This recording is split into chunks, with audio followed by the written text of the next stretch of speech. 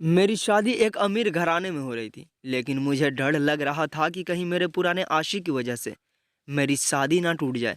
इसलिए शादी के कुछ देर पहले मैंने अपने बहन को एक चादर उड़ा के किसी बहाने से बाहर भेजा और पीछे से अपने पुराने आशिक को मैसेज किया कि मुझे यहाँ से भगा कर ले चलो। मेरी शादी हो गई, लेकिन शादी के बाद मुझे मेरे बहन की चिंता सताने लगी। जब मेरा पति कमरे में आया और उसने जैसे ही मेरा घूंघट उठाया तो मेरी तो जान ही निकल गई, क्योंकि वो तो मेरा नाम मीना है। मेरा एक गरीब घर में जन्म हुआ था। मेरे पिताजी शहर में किसी बंगले पे माली का काम करते थे और मेरी माँ सिलाई का काम करती थी। हम तीन बहनें और एक भाई थे, और उनमें से एक बहन मुझसे बड़ी थी और भाई बहन मुझसे छोटे थे। हम ऐसे जी रहे थे कि हमें दो वक्त का खाना भी बड़ी मुश्किल से नसीब होता था। जैसे जैसे मैं बड़ी होती गई, मेरी इस गरीबी से नफरत भी बढ़ने लगी थी। मैं अक्सर भगवान से शिकायत करती थी कि मुझे इस गरीब घर में क्यों पैदा किया। मेरे सब भाई बहन इसी ज़िंदगी से खुश थे, लेकिन मैं इस गरीबी से उब चुकी थी। मेरे सपने बड़े थे, और होते भी क्यों नहीं, मैं थी ही इतनी खूबसूरत। मेरी दादी कहा करती थी कि तुम्हें तो किसी महल में पैदा होना चाहिए था। कभी कभी मैं सोचती थी कि ये छोटा सा घर मेरे पर्सनालिटी को सूट नहीं होता। हम भाई बहनों में मैं सबसे प्यारी थी, इसलिए सबकी लाडली भी थी। चारों ओर मेरे खूबसूरती के ही चर्चे होते थे। इलाके का हर लड़का मुझसे दोस्ती करना चाहता था, लेकिन मैं तो किसी की तरफ एक नज़र उठा के देखना भी पसंद नहीं करती थी। पढ़ाई के बहाने मैं सहेलियों के साथ घंटों घंटों बाहर ही समय बिताती थी। वैसे भी मैं अपनी दोनों बहनों के मुकाबले में अलग स्वभाव की लड़की थी। मैं स्कूल में भी किसी गरीब लड़की से दोस्ती नहीं करना चाहती थी, और सिर्फ अमीर घर की लड़कियों से ही मेरी दोस्ती थी। मैं उनके आगे पीछे घूमती फिरती थी और उनकी तरह रहने की कोशिश करती थी। घर में किसी भी काम को हाथ तक ना लगाती थी, बल्कि सारा का सारा समय सजने संवरने में लगाती थी। यूं ही वक्त गुजरता गया। मैं हर वक्त यही सोचती कि काश मैं अमीर होती, मेरे पास भी ढेर सारी दौलत होती, मैं गाड़ियों में सफ़र करती, मेरे आगे पीछे भी नौकरों की लाइन लगी होती। मैं रोज़ नया नया तरीका सोचती कि मैं कैसे रातों रात अमीर हो जाऊं, ताकि इस गरीबी से छुटकारा पा सकूं। लेकिन हर बार मुझे नाकामी का सामना करना पड़ता था। फिर मैंने स्कूल के बाजू के दुकान वाले से दोस्ती कर ली। उसका ये फ़ायदा हुआ कि मैं कभी भी उससे फ्री में सामानें लेने लगी। इसी तरह मैंने स्कूल और मोहल्ले में काफ़ी लड़कों से दोस्ती बना ली। हर एक से मोहब्बत के झूठे दावे करती। हर रोज़ मैं स्कूल से छुट्टी करके किसी न किसी लड़के के साथ घूमती और फिर उनसे नई नई फरमाइशें किया करती। मैं वो सारी चीज़ें छुपा देती, इसलिए घर में किसी को शक भी नहीं होता। मतलब निकलने के बाद मैं उन लड़कों को छोड़ देती थी। एक बार एक लड़का कुछ ज़्यादा ही सीरियस हो गया था, मगर मैंने उसे धमकी दी कि मेरा पीछा छोड़ दे, वरना मैं पूरे मोहल्ले में शोर मचा दूंगी। सब ठीक ठाक चल रहा था, लेकिन मुझे अब कोई बड़ा हाथ मारना था। कुछ ऐसा करना था कि मेरी इन गरीब दो टकों के आशिकों से जान छूट जाती। ये उन दिनों की बात है जब मैंने मैट्रिक पूरी होने के बाद जिद करके कॉलेज में दाखिला ले लिया। कॉलेज की रंगीन दुनिया ने मेरे सपनों को और बढ़ावा दिया। अब मुझे कुछ ऐसा करना था कि दौलत का अंबार मेरे हाथ लग जाए। मेरी कुछ सहेलियां भी ऐसा ही करती थी। उनकी देखा देखी मैं भी सोचने लगी किसी अमीर लड़के से दोस्ती कर लेनी चाहिए। और फिर समय ने मुझे एक सुनहरा मौका भी दे दिया। मैं एक दिन कॉलेज से घर आई तो मेरी एक दोस्त ने कहा कि हमारे मोहल्ले में एक खूबसूरत लड़का किराए पर रहने के लिए आया है। लेकिन मैंने ये सोच के उसके बातों पर ध्यान नहीं दिया कि इस गरीब मोहल्ले में अमीर लड़का थोड़ी ना रहने आएगा। शाम को जब मैं छत पर गई तो मेरी नज़र सामने वाले घर के छत पर पड़ी, जहाँ पर एक लड़का फ़ोन पर किसी से बात कर रहा था। दिखने में तो वो एक अमीर खानदान का लग रहा था और खूबसूरत भी था। मेरे दिमाग ने काम करना शुरू कर दिया। मैंने सोचा कि अगर मैं इस लड़के से दोस्ती कर लूँगी तो किसी चीज़ की कमी नहीं होगी। मैं इसी सोच में गुम थी कि माँ ने नीचे से मुझे आवाज़ लगाई तो मैं सीढ़ी की तरफ बढ़ी। तब मुझे महसूस हुआ कि वो भी मेरे तरफ ही देख रहा है, और फिर यह सिलसिला शुरू हो गया। मैं रोज़ रात को हवा खाने के बहाने छत पर आ जाती तो वो लड़का भी छत पर मौजूद होता। वो मुझे देखकर मुस्कुराता और मैं भी मुस्कुरा देती थी। लेकिन अभी तक हम दोनों के बीच कोई बात ना हुई थी। एक दिन मैंने कॉलेज से छुट्टी कर ली। 10 बजे जब मैं बाहर आई तो माँ कपड़े धो रही थी। माँ ने मुझे देखकर कहा, मीना बेटा, नाश्ता होने के बाद ज़रा कपड़े छत पर सुखाने के लिए डाल देना, मेरे कमर में थोड़ा दर्द हो रहा है। ये सुनकर मैं बाल्टी लेकर छत पर आ गई। आसपास के छतों पर पतंगबाजी हो रही थी। तभी अचानक एक पतंग मांझे के साथ हमारे छत पर आकर अटक गई। मैंने उस पतंग को छुड़ाने के लिए पकड़ा तो मैंने देखा उस पर एक फ़ोन नंबर लिखा हुआ था। मैंने सामने देखा तो वही किराएदार लड़का छत पर खड़ा था। उसने अपना नंबर और नाम लिख कर भेजा था, जिसका मतलब था कि पतंग जानबूझकर यहाँ फेंकी गई है। मैंने इधर उधर देखा तो कोई नज़र नहीं आया, तो मैंने वो नंबर वाला हिस्सा फाड़ के अपने जेब में रख दिया और पतंग को नीचे फेंक दिया। जब मैं घर में आई तो मेरा दिल जोर जोर से धड़कने लगा, क्योंकि ऐसा पहली बार होने जा रहा था। इससे पहले मैंने किसी अनजान लड़के से बात नहीं की थी। मैंने माँ से उनका मोबाइल मांगा और बोला कि सहेली से बात करके आज के होमवर्क के बारे में पूछना है, और कमरे में आकर दरवाज़ा बंद करके राकेश से बात करने लगी। मैं जो हर वक्त उदास रहती थी अब खुश नज़र आने लगी थी। जब राकेश मेरी तारीफ करता तब मैं खुद को हवाओं में उड़ता महसूस करती। धीरे धीरे मेरा ध्यान पढ़ाई से हटता गया। मैं सारा दिन रात होने का इंतज़ार करती, क्योंकि मैं हर रात राकेश से बात किया करती थी। एक दिन उसने बातों बातों में मिलने की इच्छा जाहिर की। मैं पहले तो थोड़ा हिचकिचाई, लेकिन उसके प्यार से मनाने पर मान गई। तो तय हुआ कि वो मेरे कॉलेज आएगा और वहाँ से निकल के हम शहर के एक गार्डन में मिलेंगे। सुबह मैं रोज़ के मुकाबले जल्दी उठ गई और दिल लगाकर तैयार होने लगी। माँ और बहनों को बताया कि आज कॉलेज में फंक्शन है, जिसके चलते मुझे आने में भी देर हो जाएगी। ऐसा लग रहा था कि माँ कुछ कहना चाहती थी, मगर मेरा मूड खराब ना हो जाए इसलिए चुप हो गई। तय कि ये प्लान के मुताबिक हम दोनों कॉलेज से निकलकर गार्डन पहुंच गए। राकेश ने मुझे गिफ्ट में एक मोबाइल और कुछ चीज़ें दी। बहुत सारा वक्त गुजारने के बाद उसने मुझे कॉलेज के पास लाकर छोड़ दिया। वहाँ से मैं घर आ गई। घर आकर उसकी दी हुई सारी चीज़ें एक अटैची में रख दी और ताला लगा दिया। रात को सब सो गए, तब मैंने आराम से मोबाइल निकाला और ऑन किया। राकेश ने उसमें सिम कार्ड डाल के ही दिया था। मैंने चुपके से राकेश को कॉल किया। जब से खुद का मोबाइल मिला तब से हम पहले से ज़्यादा बातें करने लगे थे। वो मुझे बड़े महंगे महंगे तोहफा दिया करता था। मुझे उसके पैसों के सिवा उससे कोई मतलब भी नहीं था। इन्हीं दिनों में दीदी की शादी एक लड़के से तय हो गई, जो कि एक किराने की दुकान चलाता था। महीने के अंदर ही दीदी की शादी हो गई। पिताजी के एक दोस्त ने बचपन से ही अपने लड़के के लिए मेरा हाथ मांग रखा था, लेकिन मैं हमेशा अमीर घराने के सपने देख रही थी, इसलिए जब भी मेरी शादी की बात होती तो मैं साफ इनकार कर देती। मेरा दिल अभी राकेश से भी उबने लगा था, जिसका कारण दीदी के रिश्तेदारों का लड़का अमन था। अमन को मैंने दीदी के शादी में देखा था। वो एक मल्टीनेशनल कंपनी में मैनेजर था और उसका पगार भी तगड़ा था। उसके पिताजी बिजनेसमैन थे और बहुत अमीर भी, इसलिए अमन मेरे लिए बेहतर था। अब मैं राकेश से पीछा छुड़ाने का सोचने लगी। राकेश भी शायद समझ चुका था, लेकिन वो छोड़ने के लिए तैयार नहीं था। अभी तक उसने इसी उम्मीद से मुझ पे खर्च किया था कि मैं उससे शादी करने वाली हूँ, लेकिन अब मैं उसे टालने लगी थी और नए नए बहाने बना के दीदी के यहाँ ठहरने जाती, ताकि अमन पर डोरे डाल सकूं। जहां अमन खड़ा होता मैं जानबूझकर उसके सामने जाके खड़ी हो जाती। अब अमन भी समझने लगा था कि मैं उसमें दिलचस्पी लेने लगी हूँ। उधर मैं अभी भी राकेश के साथ थी, लेकिन अब अमन की वजह से मैंने उसे बातचीत कम कर दी थी। अमन एक अच्छा लड़का था, इसलिए दीदी भी यही चाहती थी कि मेरी शादी अमन से हो जाए। इसलिए उन्होंने अपनी ओर से कोशिश शुरू कर दी। बहुत जल्द अमन के घर वाले रिश्ता लेकर हमारे घर आ गए। मेरे पिताजी चाहते थे कि उनके दोस्त के बेटे के साथ मेरी शादी हो जाए, लेकिन मेरे जिद के आगे उन्होंने हार मान ली और अमन के साथ मेरी शादी तय हो गई। मेरी शादी तो अमीर घराने में तय हो गई, लेकिन मुझे अब राकेश का टेंशन था कि अगर उसे मालूम पड़ गया तो कोई हंगामा ना खड़ा कर दे। मोहल्ले में ही रहता था तो खबर तो ऐसे भी मिलने वाली थी। मैंने बहुत कोशिश की कि उसे पता ना चले, लेकिन एक दिन उसे पता चल ही गया। उसने फ़ोन किया तो काफ़ी गुस्से में था। कहने लगा कि मैंने सुना है कि किसी अमीर घराने में तुम्हारी शादी हो रही है। मैंने झूठ बोल दिया कि मेरी छोटी बहन का रिश्ता तय हुआ है, मेरी शादी तय नहीं हुई है। यह सुन के उसे तसल्ली हुई। कहने लगा, मैं तुमसे सचमुच शादी करना चाहता हूँ। अगर तुमने किसी और के बारे में सोचा तो तुम्हारे घर वालों को सब कुछ सच सच बता दूंगा। मैंने बड़ी मुश्किल से जान छुड़ाकर फ़ोन बंद किया और सोचने लगी, अब इससे पीछा छुड़वाना पड़ेगा।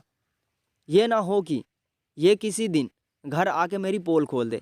यूँ मेरे शादी के दिन भी करीब आते गए। मेरे दिल में डर बढ़ने लगा कि राकेश को पता चल गया तो क्या होगा। उसकी दी हुई धमकी से मुझे डर भी लगने लगा था। मैंने घर से निकलना बंद कर दिया। जैसे जैसे मेरे शादी के दिन नज़दीक आते गए, वैसे वैसे मेरी परेशानी बढ़ती गई। इसी दौरान मैंने फ़ोन पे राकेश से रिश्ता तोड़ लिया। वो मुझे रोज़ कॉल करता लेकिन मैं बात नहीं करती। आखिर मेरे शादी का दिन आ गया। मुझे टेंशन हो रहा था कि उसकी वजह से मेरी शादी ना टूट जाए। कहीं वो आकर सबको बता ना दे। उसकी धमकी अगर सच साबित हुई तो ना सिर्फ मेरी शादी टूट जाती बल्कि मैं बदनाम भी हो जाती। आखिर मैंने एक योजना बनाई और शादी के पहले उसको मैसेज किया कि मेरे घर वाले मेरे बहन के साथ साथ मेरी भी शादी कर रहे हैं। वो पढ़कर परेशान हो गया, कहने लगा कि तुम इनकार कर दो। मैंने जवाब में उसे कहा कि नहीं, हम भाग कर जाएंगे, तुम आकर मुझे ले जाओ। वो मान गया और कहने लगा कि ठीक है, मैं आता हूँ। उसको मैसेज करने के बाद मैंने अपने बहन को कहा कि ये चादर लो और घर के पिछले साइड पर चली जाना। ये बात सुनकर वो हैरान हो गई कि मैं क्यों जाऊँ वहाँ पर। मैंने उसके आगे हाथ जोड़ दिए कि आज मुझे बचा लो, सिर्फ तुम ही मुझे बचा सकती हो। मेरी बहन को सब बताकर मैंने कहा कि वो मेरी मदद करे। पहले तो उसने मुझ पर गुस्सा किया और फिर मदद करने से इनकार कर दिया। मैं उसके कदमों में गिर गई और मदद की भीख मांगने लगी। आखिर में वो मान ही गई। तब मैंने उसे कहा कि इस चादर से अपना चेहरा ढककर राकेश के साथ चली जाए। फिर जैसे ही मेरी शादी होकर बारात निकल जाएगी, तुम वापस आ जाना। मैंने सोचा कि एक बार मेरी शादी हो जाएगी तो वो मेरा कुछ नहीं बिगाड़ पाएगा। वैसे भी मुझे शादी करके यहाँ से चले जाना था, इतनी दूर कि वो मेरे पीछे भी नहीं आ सकेगा और ना ही मुझे ढूंढ सकेगा। मेरी बहन को मुझ पर दया आ गई। उसने चादर सर पर ली और चेहरा छुपाकर कमरे से बाहर चली गई। मैंने राकेश को कह दिया था कि वो भी घर की पिछली तरफ आ जाए। मेहमान आ चुके थे, इसलिए मैं नहीं चाहती थी कि सामने के दरवाजे से जाकर कोई तमाशा बने। मैंने अपने हिसाब से एक परफेक्ट प्लान बना दिया था। मेरे बहन को कमरे से निकले हुए काफ़ी देर हो चुकी थी, इसलिए अब मुझे परेशानी होने लगी थी। कुछ ही देर बाद बाहर शोर सुनाई दिया, लग रहा था कि बारात आ गई थी। 1 घंटे बाद मेरे कमरे में पंडित जी और मेरे घर वाले आ गए। थोड़ी देर बाद मेरी शादी हो गई और मेरी विदाई शुरू हो गई थी। मैंने घूंघट निकाला हुआ था। शादी के बाद से मुझे मेरी बहन कहीं नज़र नहीं आ रही थी। जाने वो कहाँ थी। अब मुझे उसकी भी चिंता सताने लगी। वो वापस आई भी थी या नहीं। मुझे शादी के बाद सभी घर वालों का रवैया बहुत अजीब लग रहा था। मेरे पिताजी तुरंत बाहर चले गए थे और माँ भी पता नहीं कहाँ थी। खैर मैंने ज़्यादा सोचा नहीं और पति के घर आ गई। मैं अपने पति का इंतज़ार करते हुए अपने बहन के बारे में सोच रही थी कि कहीं राकेश ने उसे नुकसान ना पहुंचा दिया हो। कुछ देर बाद कमरे के दरवाजे पर दस्तक हुई और मेरे पति कमरे में दाखिल हो गए और मेरे सामने बैठ गए। मैं शर्म के मारे नजरें झुका कर बैठी थी। जैसे ही उसने मेरा घूंघट उठाया तो मेरी जान निकल गई। मैं चीखती हुई खड़ी हो गई। मेरे सामने जो दूल्हा था वो अमन नहीं था और ना ही राकेश था। वो तो कोई और ही लड़का था। मैं डरते हुए पीछे हटने लगी और चीख कर पूछने लगी कि तुम कौन हो। वो मुझे चीखते हुए देखकर डर गया और कहने लगा कि मैं तुम्हारा दूल्हा हूँ और तुम मेरी दुल्हन हो। तुम मीना हो ना। उसके बोलने से मुझे शक हुआ कि वो अब नॉर्मल है। मैं किसी भी तरह मान ही नहीं सकती थी कि मेरी शादी एक दिमागी तौर पर कमज़ोर आदमी से हुई है। पर उसे मेरा नाम कैसे मालूम था। मैंने उससे पूछा कि तुम मेरे दूल्हे कैसे हो सकते हो। अमन किधर है। वो चुप हो गया, फिर तालियां बजाते हुए कहने लगा कि दूल्हा भाग गया। हाँ हाँ, दूल्हा भाग गया। तुम गंदी दुल्हन भी थी। दूल्हा तो भाग गया। मैंने उसे धक्का देकर पीछे किया और कमरे से बाहर आ गई। ये वो घर नहीं था जहां अमन रहता था, घर भी कोई और था। तो क्या वाकई मेरी शादी अमन के बदले किसी और से हो गई थी। मेरा दिमाग चकराने लगा। मैं इधर उधर देखने लगी लेकिन कोई भी नज़र नहीं आ रहा था। मैंने सारे कमरों में जाके देखा लेकिन इतने बड़े घर में वो अकेला ही था। ये बात मुझे बहुत परेशान कर रही थी। मैंने चिल्लाकर पूछा कि कोई है। मेरे चिल्लाने से किचन से एक औरत बाहर निकल आई। वो इस घर की नौकरानी थी। मैंने पूछा मैं इस घर में कैसे आई हूँ, मेरे कमरे में कौन है। वो नौकरानी कहने लगी मेम साहब, आप छोटे साहब की बीवी हैं। अभी थोड़ी देर पहले ही तो आपकी उनसे शादी हुई है। मैं खुद आपकी शादी में मौजूद थी। मुझे रोना आ रहा था। ये सब क्या हो रहा था मुझे कुछ समझ में नहीं आ रहा था। मेरी शादी तो अमन से होने वाली थी, तो इस दरमियान ये कौन और कहाँ से आ गया जिससे मेरी शादी कर दी गई। मैं जितना सोचती उतना ही मैं उलझ जाती। अगर मेरी शादी अमन से नहीं हुई थी तो राकेश से हो जाती। ये कौन था जिसको मैंने पहले कभी नहीं देखा था। मैंने घर से बाहर जाने की कोशिश की लेकिन दरवाजे को बाहर से ताला लगा हुआ था। ऐसे लग रहा था जैसे मुझे किसी ने अगवा कर लिया हो। नौकरानी कहने लगी मैम साहब, छोटे साहब की बहन ने कहा था कि आप यहाँ से कहीं नहीं जा सकती। अचानक मेरा दिमाग चला और मैंने अपने घर फ़ोन किया। मेरी माँ ने फ़ोन उठाया और मुझे कहा कि तुम हमारे लिए मर गई हो। आज के बाद दोबारा फ़ोन मत करना। जितनी बेइज्जती हमारी तुम्हें करवानी थी करवा दी, अब क्या कसर रह गई है जो अब फ़ोन किया है। खबरदार जो आज के बाद हमसे दोबारा घुल मिलने की कोशिश की। मैं ये सुनकर हक्का बक्का रह गई। माँ की बातों से ये पता चल गया था कि उन्हें मेरी असलियत का पता चल गया है, लेकिन मैं हैरान थी कि बाजी कैसे पलट गई। मैंने बड़ी होशियारी से सारा प्लान बनाया था। मैंने बारी बारी अमन और राकेश को फ़ोन किया, लेकिन दोनों ने ही मेरे कॉल को काट दिया। दीदी को फ़ोन किया तो वो मुझ पे गुस्सा करने लगी। वो बोली, तुमने मेरे ससुराल में मेरी नाक कटवा दी है। सब लोग मुझे बातें सुना रहे हैं। उन्होंने भी मुझे सुनाकर फ़ोन बंद कर दिया और अपने सारे रिश्ते मुझसे तोड़ लिए। अब तो मेरी किस्मत भी मेरा साथ छोड़ने लगी। मैं सोचने लगी, ये मेरे साथ क्या हुआ है। सबसे बड़ी बात ये थी कि मेरी शादी एक पागल आदमी से हो गई थी। मैं कमरे में गई तो वो मीना मीना कह के खुश होकर तालियां बजाने लगा। मैंने उसे खुद से दूर किया तो उस पागल ने मुझ पर हमला कर दिया। मैंने भागकर दूसरे कमरे में जाकर खुद को बंद कर लिया।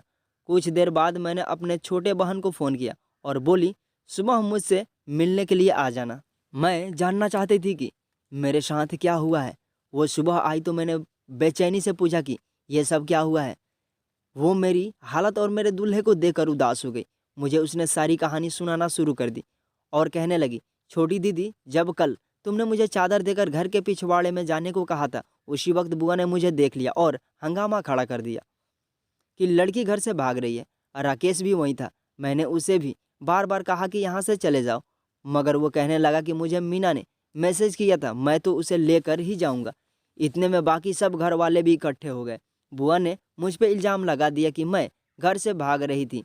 फिर जब हालात बिगड़ते देखा तो मैंने तुम्हारी इज्जत बचाने के लिए कह दिया कि हाँ, मैं घर से भाग रही थी। मगर राकेश ने शोर मचा दिया। वो कहने लगा, मैं इसे नहीं जानता, मैं तो मीना को लेने आया हूँ। अमन भी वहीं पर था। उन्होंने राकेश को मारना शुरू कर दिया। राकेश ने मोबाइल में कैद सारे सबूत सब घर वालों को दिखा दिए। तुम्हारे मैसेज और तुम दोनों की तस्वीरें देखकर सबको यकीन हो गया। राकेश को तो सबने मार के वहां से निकाल दिया, लेकिन अमन ने तुमसे शादी करने के लिए इनकार कर दिया और वो बारात वापस लेकर चले गए। पिताजी ये सहन नहीं कर पाए, उनकी तबीयत खराब हो गई। तब माँ की एक दोस्त ने अपने पागल भाई का रिश्ता पेश किया, जबकि इज्जत का सवाल था। इसलिए पिताजी ने उससे तुम्हारी शादी करके तुम्हें विदा कर दिया। वो कह रहे थे कि अब तुम हम सब के लिए मर गई हो। तुमने बहुत बुरा किया है, हमें मुंह दिखाने के लायक नहीं छोड़ा। अभी तुम्हारे दौलत के लालच ने हमें बदनाम कर दिया है। ये सारी बातें सुन के मेरी बहन शिशक कर रोने लगी और मैं तो कुछ बोलने के काबिल भी नहीं थी। इतना कुछ हो गया और मुझे पता भी नहीं था। मुझे मेरी गलती का एहसास होने लगा था। वाकई मैंने अपने लालच और बेवकूफ़ी की वजह से कितने दिल तोड़ दिए। किस्मत ने मुझे फिर ना राकेश के काबिल छोड़ा और ना ही अमन के। ये मेरे लालच और धोखे की सजा थी कि मेरी शादी एक अब नॉर्मल आदमी से करवा दी थी।